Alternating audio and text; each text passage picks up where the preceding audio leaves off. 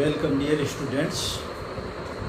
आज हम 11th के चैप्टर्स से में स्टार्ट करेंगे सीक्वेंस, सीरीज एंड प्रोग्रेशन। इसमें प्रोग्रेशन में तो आपने पहले भी 10th क्लास में पढ़ लिया है प्रोग्रेशन के बारे में। इसमें अरिथमेटिक प्रोग्रेशन आपने पढ़ा था। प्रोग्रेशन में आप उसके बाद में जियोमेट्रिक प्रोग्रेशन भी आती है, हार्मोनिक प्रोग्रेशन भी आती है। आपने अरिथमेटिक प्रोग्रेशन के बारे में उसके बारे में सीखा था, लर्न किया था। लेकिन प्रोग्रेशन पढ़ने से पहले हम एक बार सीक्वेंस के बारे में देखते हैं कि ये सीक्वेंस क्या है। तो 11th का हम पहला चैप्टर इसी से स्टार्ट करते हैं ताकि थोड़ा बहुत आप पहले से सीख भी चुके हो और उसके बाद में उसमें और ज़्यादा मॉडिफाइड हो, अपडेट हो। तो सीक्वेंस, सबसे पहले तो बात है सीक्वेंस। ये सीक्वेंस होता क्या है? सीक्वेंस जो नंबर्स या फिर क्वांटिटीज होती है उनका एक अरेंजमेंट होता है और वो भी एक डेफिनिट ऑर्डर में। फॉर एग्जाम्पल लेता हूँ मैं, पहले आपको एग्जाम्पल बताता हूँ। फर्स्ट एग्जाम्पल, मान लो हमने लिया 2, 5, उसके बाद में 8, 11 अरेंज कर दिया। और सेकंड एग्जाम्पल लेते हैं हम 1, 3, 9, 27।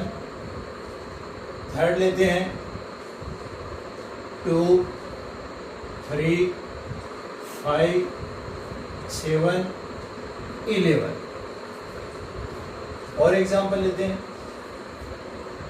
1 और 9, 16, 25 एंड सो।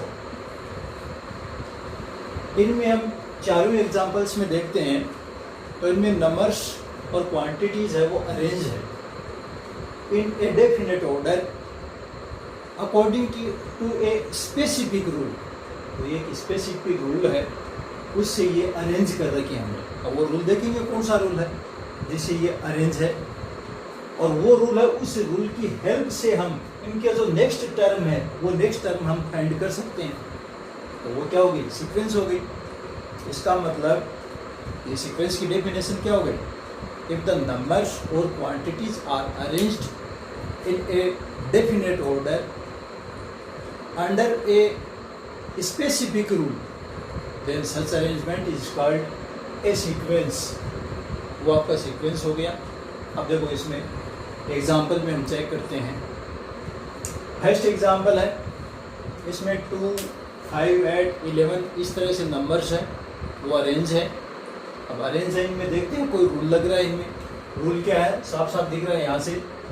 ये डिफरेंस यहाँ से यहाँ तक 3 का डिफरेंस है, यहाँ से यहाँ तक का 3 का डिफरेंस है, यानी इसमें 3 ऐड होता जा रहा है। या तो आप ऐसे कह सकते हो कि +3 +3 +3, इसमें +3 ये ऐड होता जा रहा है। स्पेसिफिक रूल हो गया, इस रूल से ये अरेंज है इसमें। इसका हम नेक्स्ट इसका टर्म फाइंड कर सकते हैं एंड दैट इज द 14। 14 के बाद में फिर नेक्स्ट टर्म आपका 17 हो जाएगा, 20 हो जाएगा। इस तरह के आगे के टोटल जितने भी टर्म्स हैं हम सारे टर्म इसके फाइंड कर सकते हैं। ये अकॉर्डिंग ये रूल है, रूल से ये चल रहे हैं इसमें। ऐसे अगर सेकंड एग्जांपल में देखते हैं तो इसमें अगर हम ध्यान से देखें इसमें तो इसमें मल्टीप्लाई होता जा रहा है 1 से 3, तो ये 3 से मल्टीप्लाई, इसमें मल्टीप्लाई से 3 से मल्टीप्लाई, 3 से मल्टीप्लाई। इसका मतलब नेक्स्ट टर्म भी हम फाइंड कर सकते हैं, दैट इज 81। तो ये भी आपका एक सीक्वेंस हो गया, रूल है। अब जरूरी नहीं है कि इसमें प्लस हो रहा तो इसमें भी प्लस हो सकता है, माइनस हो सकता है, मल्टीप्लाई हो सकता है, या और कोई रूल्स हो सकता है। ये आप इसमें देखते हैं थर्ड में 2, 3, 5, 7, 11। अगर इनको ध्यान से देखते हैं तो ये कौन से नंबर्स है? हमने पहले भी देखा है, अगर 7 के बाद में 9 आता, लेकिन यहाँ पर 2 भी तो आ गया, नहीं तो 3, 5, 7, 9, 11 अगर यहाँ से स्टार्ट होता ये 1 होता तब तो ओड नंबर्स होते हैं, पता लग जाता अपने। लेकिन यहाँ तो 2 आ गया, 2 से स्टार्ट है, 2, 3, 5, 7, 7 के बाद में 11, इसका मतलब हमें ये पता है ये प्राइम नंबर्स है, और प्राइम नंबर्स है तो इसका मतलब हम अरेंज किनको किया हमने, प्राइम नंबर्स को अरेंज किया है। और प्राइम नंबर्स को अरेंज किया तो 11 के बाद में कौन सा आ जाएगा, 13 आएगा। 13 के बाद में क्या आएगा, 17 आएगा। 15 नहीं आएगा, 17 आएगा। 17 के बाद में 19 आ जाएगा, उसके बाद 23 आ जाएगा। इसका मतलब हम we can find the next term, कोई सा भी आप नेक्स्ट टर्म ऐसे फाइंड कर सकते हो। तो ये आपका क्या हो गया, इसमें भी स्पेसिफिक रूल तो हो गया। तो ये रूल के अकॉर्डिंग यहाँ पर अरेंज है। इसी तरह से फोर्थ में देखते हैं, तो फोर्थ में अगर देखने पर अपने को पता लग रहा है ये स्क्वायर्स है, ये 1 स्क्वायर, ये 2 स्क्वायर, ये 3 स्क्वायर, 4 स्क्वायर, 5 स्क्वायर। इसका मतलब हमें पता है कि इसका नेक्स्ट टर्म जो है वो नेक्स्ट टर्म इसका 36 हो जाएगा, ये नेक्स्ट टर्म है। तो इस तरह से ये नंबर्स और क्वांटिटीज़ है, ये अरेंज है, और arrange in a definite order है, और वो डेफिनेट ऑर्डर वो भी under a specific rule, then such arrangement is called a sequence. ये सीक्वेंस हो गया। अब इसमें नोट करने वाली बात है, नोट करने वाली बात जो है वो है फर्स्ट पॉइंट इसका कि जो नंबर्स है यानी it's number of sequence is called its term. यानी ये जो सीक्वेंस है, कोई सी भी सीक्वेंस ले, ठीक है, कोई सी भी अगर हम सीक्वेंस लेते हैं तो इसमें जो नंबर्स है ये नंबर्स है, numbers of the sequence, it's number of sequence is called its term. इनको टर्म बोलते हैं। यानी ये हो गया। तो फर्स्ट आपका पॉइंट क्या हो गया, फर्स्ट पॉइंट हो गया etch number of the sequence is called its term. ये टर्म हो गए, ये फर्स्ट टर्म हो गया, सेकंड टर्म हो गया, third term, fourth term, fifth term हो गया। ऐसे इसमें फर्स्ट टर्म इसका 2 है, सेकंड टर्म 3 है, थर्ड टर्म 5 है, फोर्थ टर्म 7 है, और फिफ्थ टर्म 11। ऐसे ये टर्म्स हो गए, इनको टर्म्स बोलते हैं। ये नोट करने वाली बात। इसके बाद में इसका जो सेकंड पॉइंट है, और वो सेकंड पॉइंट इसका क्या है कि ये जो सीक्वेंस है, इस सीक्वेंस का जो nth टर्म है, और nth टर्म क्या है, जैसे आपने 10th क्लास में सीखा था, अरिथमेटिक प्रोग्रेशन सीखा था, और उसका nth टर्म आपने फाइंड किया था, an is equal to a plus n minus 1 into D.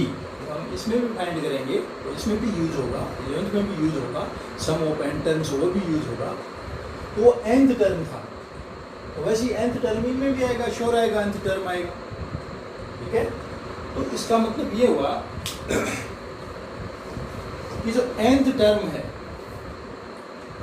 Of the sequence, यानी कोई सी भी सीक्वेंस हो, उसका the nth term of the sequence is called its general term.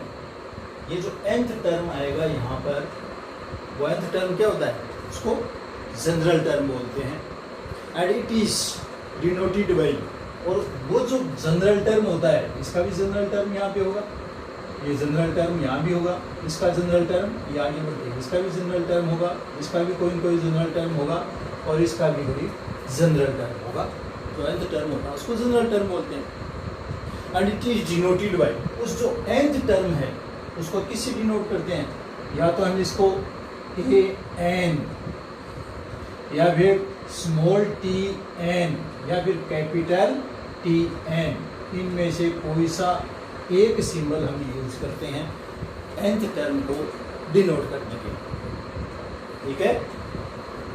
तो ये nth टर्म, इसका मतलब ये nth टर्म को an से अगर डिनोट करेंगे तो जो फर्स्ट टर्म होगा वो हो जाएगा a1, सेकंड टर्म तो इसमें a2 कर देंगे, तो सेकंड टर्म हो जाएगा a2, थर्ड टर्म a3, और nth टर्म an से डिनोट। ज़्यादा हम यूज या तो an इसे डिनोट करते हैं, या फिर tn से, इन दो से ही ज़्यादा डिनोट किया जाता है। अगर tn से डिनोट करें तो इसका जो फर्स्ट टर्म है, मैं इसमें बता देता हूँ, यानी ये जो फर्स्ट टर्म है, इस फर्स्ट टर्म को किससे डिनोट कर देंगे, t1, सेकंड टर्म इसको t2, थर्ड टर्म t3, ये हो गया t4, और फिर ये t5, ठीक है। इस तरह से ये टर्म्स डिनोट होते हैं, और nth टर्म हो जाएगा उसको हम टी एन से ज़्यादा हम ये यूज करेंगे, टी एन यूज करेंगे। टर्म, टी मीन्स टर्म और एन एंथ हो गया, तो टर्म। अब फर्स्ट है तो T1 कर दो, सेकंड है तो T2 कर दो, थर्ड है तो T3 और फोर्थ है तो T4। ज़्यादा इसी को यूज़ करेंगे, तो इससे हम ये डिनोट करते हैं और इसको हम जनरल टर्म भी बोलते हैं। उसके बाद में जो सीक्वेंस का जो थर्ड टर्म, थर्ड जो पॉइंट है, नोट करने वाली बात है, उसका जो थर्ड पॉइंट है वो थर्ड पॉइंट, अब ये भी हो सकता है जो सीक्वेंस है इसमें नंबर ऑफ टर्म्स, ये तो हो सकता है नंबर ऑफ टर्म्स कहीं पर जाकर के एंड हो जाता हो, उनको यहाँ पर एंड हो जाता हो, या फिर ऐसा भी हो सकता है कि इसमें जो टर्म्स है वो एंड नहीं होता हो, कभी भी लिखते जाओ उसको, लिखते जाओ लिखते जाओ, कभी एंड नहीं होता हो। इस तरह से जो सीक्वेंस है, ये टू टाइप्स ऑफ सीक्वेंस हो गया। फर्स्ट तो क्या हो गया, if the number of terms, तो नंबर ऑफ टर्म्स कह सकते हैं या counting of terms, if the counting of terms of a sequence is finite, then the sequence is called finite sequence. तब तो उसको क्या बोलेंगे, फिनिट सीक्वेंस बोलेंगे, फिनिट सीक्वेंस बोलेंगे। द काउंटिंग ऑफ टर्म्स, ये सीक्वेंस है, sequence is called a finite sequence if the counting of terms are finite, ठीक है। और अगर वो ही अगर टर्म्स हो वो इनफिनिट हो, then the sequence is called infinite, infinite sequence. ये इनफिनिट सीक्वेंस है। अब इसमें नंबर ऑफ टर्म्स कहीं खत्म ही नहीं हो रहा, और भी आगे जा रहे, तो इनफिनिट नंबर ऑफ टर्म्स हो गया, तो ये उसको इनफिनिट सीक्वेंस बोलेंगे। ये 3 पॉइंट्स है, ध्यान रखना। ये तो आपकी सीक्वेंस हो गई, सीक्वेंस कोई ज़्यादा कॉम्प्लिकेटेड चीज़ नहीं है, समझने वाली बात है। इसके बाद में जो सीक्वेंस ही है, उस सीक्वेंस में ही हम, अगर एक सीक्वेंस कुछ ऐसा भी होता है, if A1 is equal to A2, T1 is equal to T2 भी ले सकते हो, कोई दिक्कत नहीं है। A1 is equal to A2 is equal to 1 हो, means first term and second terms are equal to 1 हो, and यानी फर्स्ट टर्म और सेकंड टर्म तो हो 1 1, तो उसके बाद में जो थर्ड टर्म होता है, तो थर्ड टर्म से जो स्टार्ट होते हैं वो ए एंथ टर्म है, वो an-2 प्लस an-1 के इक्वल हो, वो किसके लिए, और n ग्रेटर देन 2। कहने का मतलब है कि फर्स्ट टर्म सेकंड टर्म तो हो 1 1, और उसके बाद में जो nth टर्म है, और n की वैल्यू है 2 से ज़्यादा, n इज ग्रेटर देन 2, इसका n की वैल्यू स्टार्ट है 3 से। तो अगर n का 3 पुट करते हैं, मान लो n का यहाँ 3 पुट कर दिया, तो क्या होगा, A3 is equal to n का 3 पुट कर दिया तो 3 माइनस 2, तो 3 माइनस 2 मीन्स A1, 3 पुट कर दिया 3 माइनस 1 मीन्स A2। तो इसका मतलब थर्ड टर्म है वो A1 प्लस A2 के इक्वल हो, ठीक है। Third term is equal to the sum of preceding 2 terms. तो थर्ड टर्म है वो फर्स्ट टर्म और सेकंड टर्म के सम के इक्वल हो। इसके बाद में n की वैल्यू अगर हम 4 पुट कर दें, तो 4 पुट कर दें, इसका मतलब A4 यानी फोर्थ टर्म, और यहाँ 4 पुट कर दिया तो 4 minus 2 means A2 plus 4 minus 1 means A3।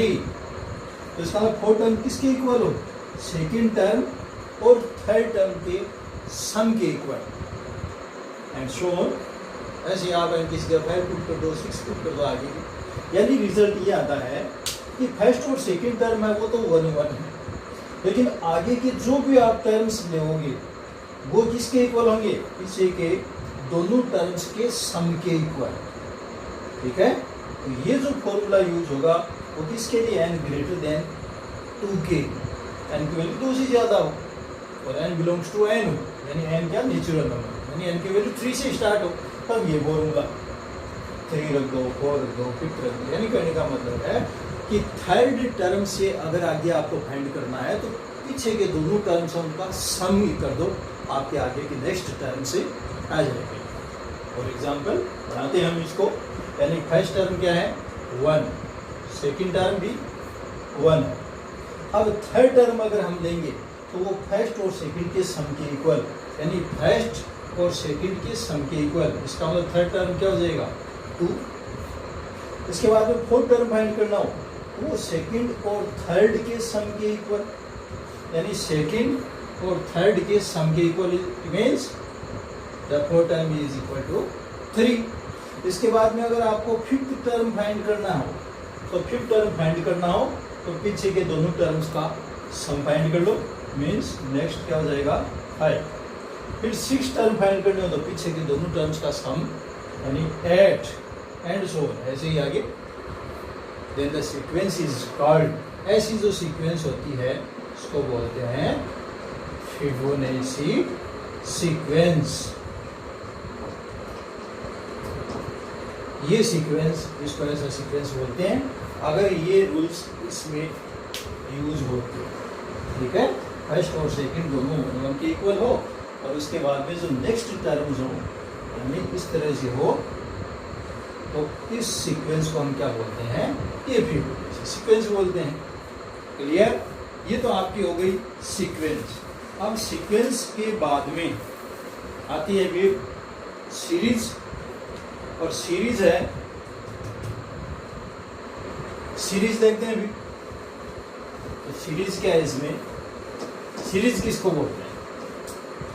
Series होती है जो सीक्वेंस के जो टर्म्स है उनके बीच में आप या तो प्लस साइन यूज करो या फिर माइनस साइन यूज करो। तो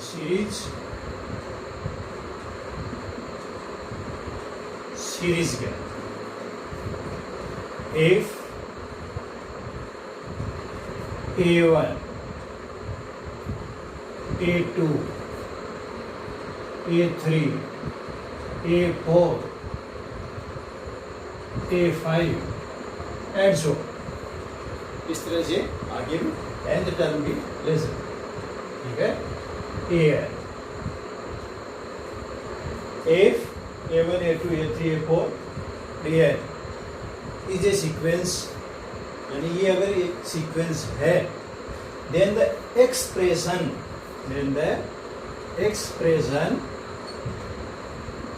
और कौन सा एक्सप्रेशन, इनके बीच में या तो प्लस साइन लगा दो सबके बीच में या माइनस साइन यूज कर लो।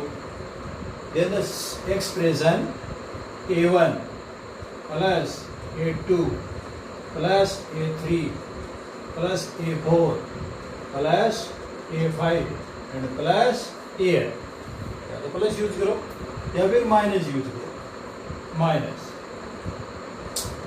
ठीक है। तो ये सीरीज हो जाएगी, बस इतना सिंपल है। सीक्वेंस है या तो प्लस यूज कर लो बीच में या माइनस यूज कर दो, सीरीज बोल देंगे उसको, ठीक है। दैट इज कॉल्ड, इसका डेफिनेशन क्या होगी इसकी सीरीज की, A1, A2, A3 AN is a sequence, then the expression A1 plus minus A2 plus minus A3 plus minus A4 यानी प्लस या minus, plus minus A5 and plus minus AN is called a series। ये आपकी series हो गई। It means hence there is a series, sure होगी एक series, hence there is a series corresponding to each sequence in which the terms are joined with plus or minus sign। यानी कोई भी आपके पास सीक्वेंस है, यानी each सीक्वेंस उसके corresponding sure एक सीरीज होगी। वो सीरीज कैसे होगी, ये जो टर्म्स हैं इनके, इन टर्म्स को ज्वाइन कर देते हैं हम, और ज्वाइन किससे? विथ प्लस और माइनस है, and that expression is called A series. ठीक है, एंड इच सीरीज, इसका मतलब ऐसा भी है, इसका ऑपोजिट भी बोल सकते हैं। अगर इच सीक्वेंस का एक सीरीज होता है, इट मीन्स आप ऑपोजिट भी कह सकते हो, etch series has a corresponding sequence.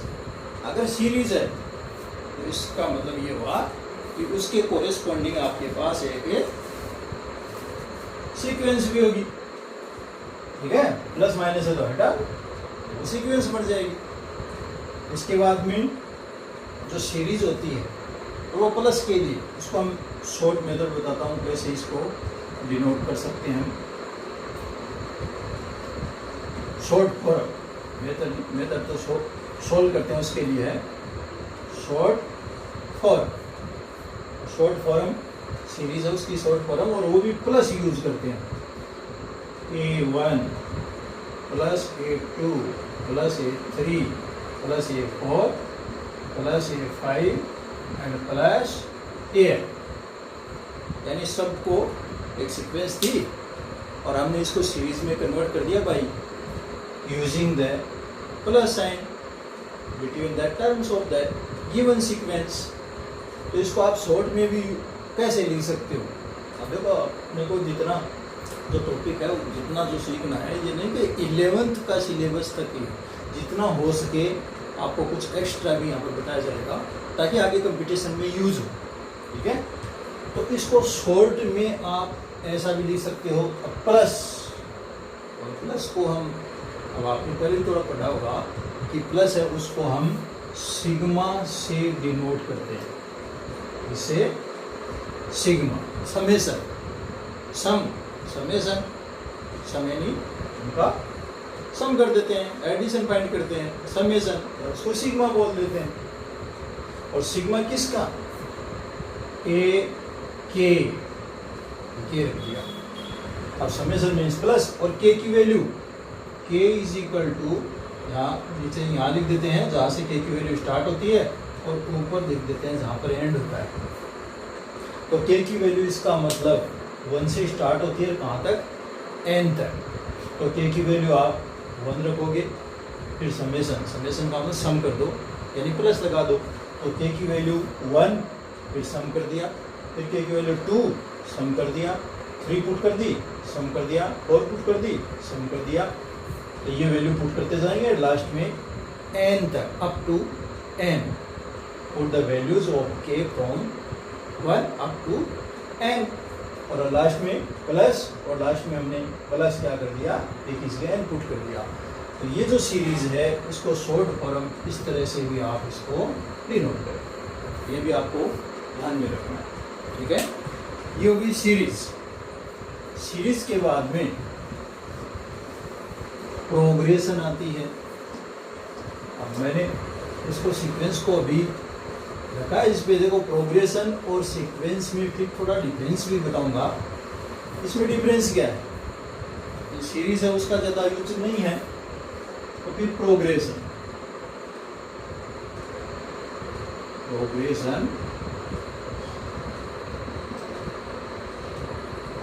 क्या?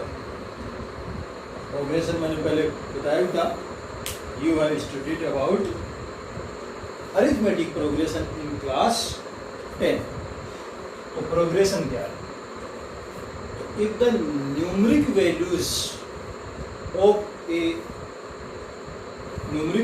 Of terms of a sequence, यानी जो सीक्वेंस है इसके जो टर्म्स है उनकी न्यूमरिक वैल्यूज है वो या तो इंक्रीज होती हो या फिर डिक्रीज होती है। इंक्रीज भी हो सकती है, डिक्रीज भी हो सकती है, आपने एक भी पढ़ा है।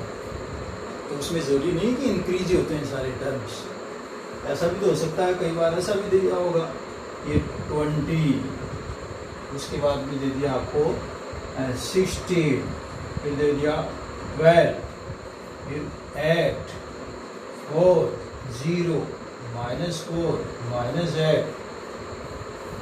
ये भी तो एक रूल है, इसमें डिक्रीज हो रही है। तो अगर इसी को ऐसे भी लिख सकते हैं 0, 4, 8, 12, 16, 20 एंड सो ऑन। ये इंक्रीज हो गई और ये डिक्रीज हो रही है, ये डिक्रीज हो रही है और ये इंक्रीज हो रही है, प्रोग्रेशन है ये, ठीक है। तो प्रोग्रेशन की जो डेफिनेशन है वैसे सीक्वेंस ही होता है, लेकिन सीक्वेंस और प्रोग्रेशन में थोड़ा सा डिफरेंस है, तो वो अभी बता रहा हूँ। तो पहले डेफिनेशन प्रोग्रेशन की डेफिनेशन भी पता होनी चाहिए।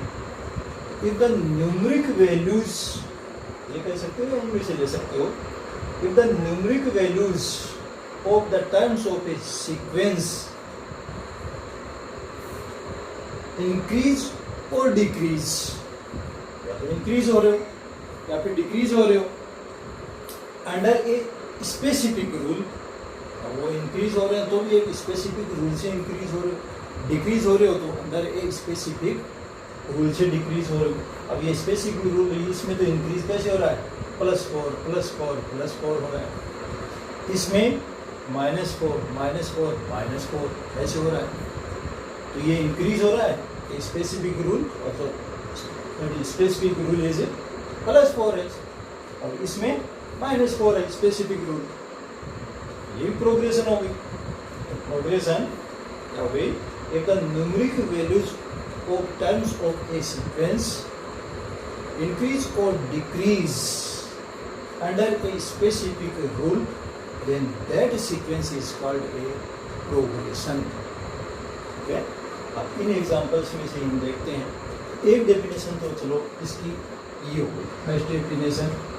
सेकेंड और बता देता हूँ इसकी डेफिनेशन क्या है। सेकेंड डेफिनेशन आप इसको ऐसा भी कर सकते हो। सेकेंड डेफिनेशन में चलो एक बार इसको उसमें समझ लेते हैं। सेकेंड डेफिनेशन ये है कि if the nth term of a sequence can be written by a specific formula, then that sequence is called progression. यानी अगर किसी सीक्वेंस है, कोई भी सीक्वेंस है, उसका अगर nth टर्म आप स्पेसिफिक फॉर्मूला हो, उस फॉर्मूले से आप डिनोट कर सकते हो उसके nth टर्म को, रिटर्न कर सकते हो, can be return by specific formula, then the sequence is called progression. अब देखो फर्स्ट आपकी सीक्वेंस है, ये सीक्वेंस बताया था मैंने। अब sequence first term, second, third, fourth और ये nth टर्म। अब इसका nth जो टर्म है उस nth टर्म को we can write the nth term by a specific formula. अब स्पेसिफिक फॉर्मूला है, उससे हम इसके nth टर्म को यहाँ पर डिनोट कर सकते हैं। चलो इसको nth टर्म को मैं यहाँ आगे लिख देता हूँ। nth टर्म, इसका nth टर्म, ये तो आपको दिख रहा है वैसे ही p है, तो इसका nth टर्म जो होगा तो क्या हो जाएगा 2 plus n-1 into 3 means 3n। तो nth टर्म इसका 3n-1, इसके nth टर्म को हम डिनोट कर सकते हैं। तो nth term is called the general term, यानी उस टर्म से हम कोई सा टर्म भी फाइंड कर सकते हैं। अब देखो Tn, और n की जगह अगर 1 पुट कर दें, यहाँ 1 पुट कर दें तो 3 इंटू 1 -1, तो T1 क्या हो गया, 3 इंटू 1 -1 2, ये रहा T1 plus T2 second term find करना है, यहाँ पे 2 पुट कर दिया तो 3 इंटू 2 6 और -1 5, तो T2 सेकेंड टर्म क्या हो गया 5। 3 पुट कर दिया तो यहाँ 3 पुट करते T3 मीन्स थर्ड टर्म, तो 3 इंटू 3 मीन्स 9 -1 8, ये आपका थर्ड टर्म हो गया। 4 पुट कर दिया तो T4 मीन्स फोर्थ टर्म, और फोर्थ टर्म क्या होगा 3 इंटू 4 मीन्स 12 -1 11, ये 11 था। तो ये nth टर्म इसको लिख सकते हैं हम यहाँ पर nth टर्म। ऐसे ही सेकेंड का अगर nth टर्म हम लेते हैं, इसका nth टर्म देखो कैन बी रिटर्न और कांट बी रिटर्न। चेक करते हैं, देख सकते हैं क्या इसको 139 ये तो ऐसे ही दिख रहा है 3 से मल्टीप्लाई मीन्स अगर यहाँ पर मैं लिख दूँ 3 n माइनस 1 क्या है इसका nth टर्म 3 n माइनस 1 देखो इसमें nth टर्म है 3 n माइनस 1। अब अगर फर्स्ट टर्म फाइंड करना है तो n की जगह 1 पुट कर देंगे तो t1 is equal to 3 n की जगह 1 यानी 1 माइनस 1 और 3 is equal 3 raise to 1 minus 1 यानी 0 और ये हम जानते हैं the value of 3 raise to 0। कोई भी हो उसकी अगर पावर 0 है तो उसकी वैल्यू हमेशा क्या होती है 1। तो फर्स्ट टर्म क्या है 1 है। अगर सेकंड टर्म फाइंड करना है तो n की जगह 2 पुट कर दिया हमने तो 3 माइनस 1 मीन्स 3 माइनस 1 और 3 मीन्स 3। ये सेकंड टर्म आ गया।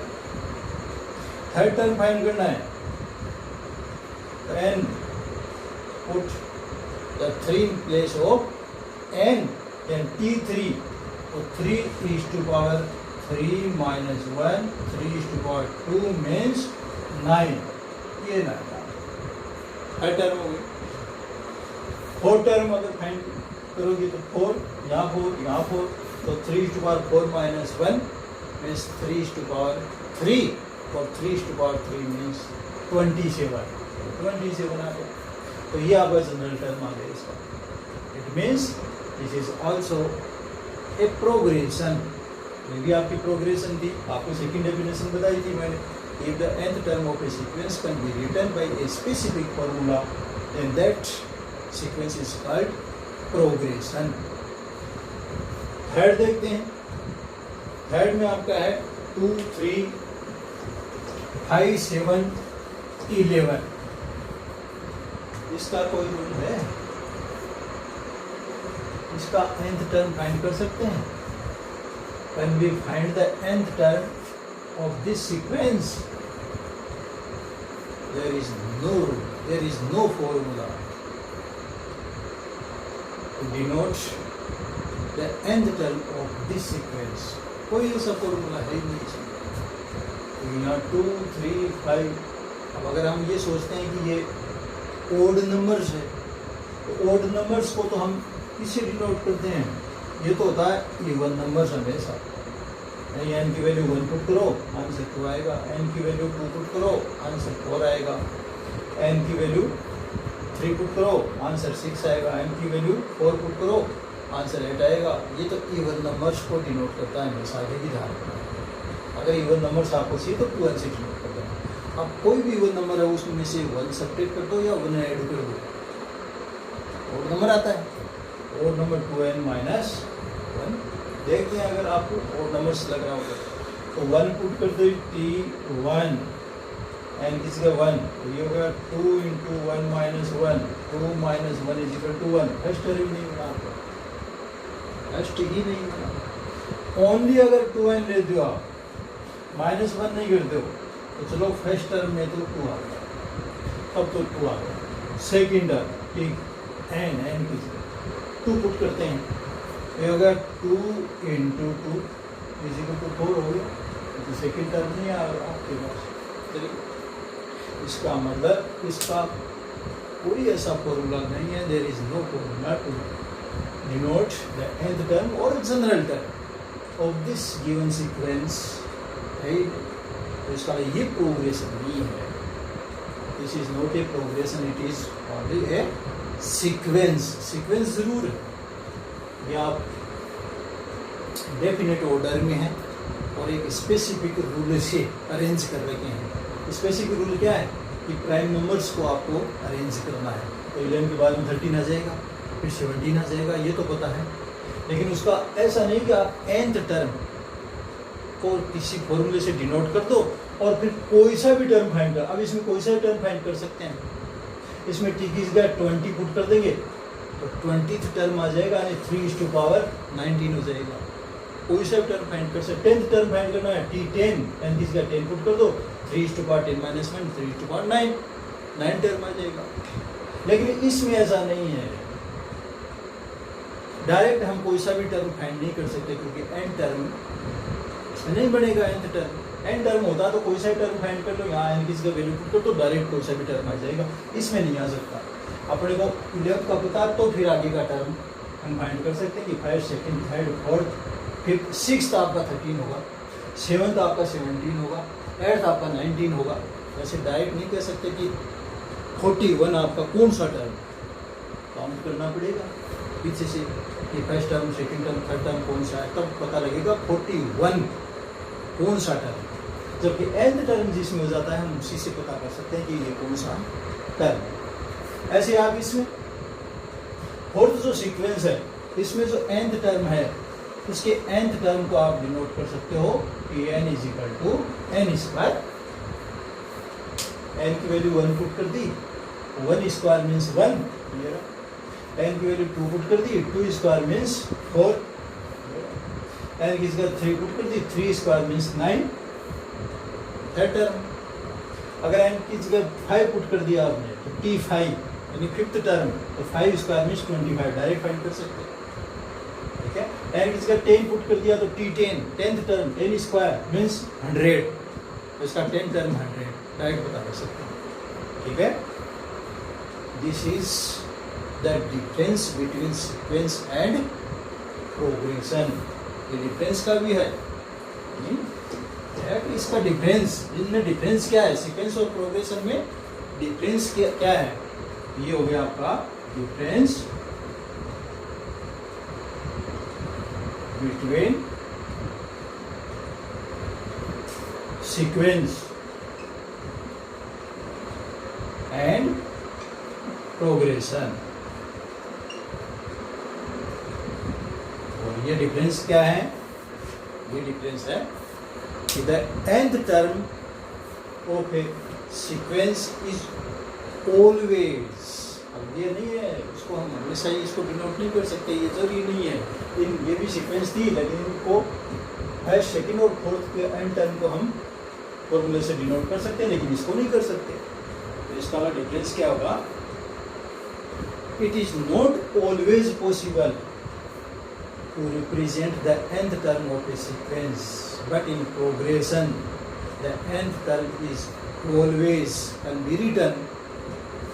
यानी जो आपकी सीक्वेंस है उसमें ऑलवेज, यानी इसी सीक्वेंस का हम nth टर्म है डिनोट कर सकते, रिप्रेजेंट कर सकते हैं किसी फॉर्मूले से, लेकिन ये हमेशा जरूरी नहीं कि हर सीक्वेंस का आप nth टर्म डिनोट कर सकते हो, रिप्रेजेंट कर सकते हो किसी फॉर्मूले से। लेकिन प्रोग्रेशन कोई भी उसका nth term always can be written by a specific formula. ये आपका सीक्वेंस और प्रोग्रेशन में डिफरेंस है। उसका एग्जांपल ये है, ये आपका 2 3 5 7 11 the nth term of this sequence can't be written, लिख नहीं सकते। This is only sequence, it is not a progression. Okay, तो ये आप नोट्स इनको एक बार अच्छी तरह से और ध्यान से पढ़ना। पहले और नोट्स है, उसके बाद प्रोग्रेशन के बाद में अरिथमेटिक प्रोग्रेशन वगैरह वो उसके बारे में बताएंगे और नोट्स भी आपको सेंड करेंगे। ठीक है, उसके बाद में हम एक्सरसाइज के क्वेश्चन से सॉल्व करेंगे।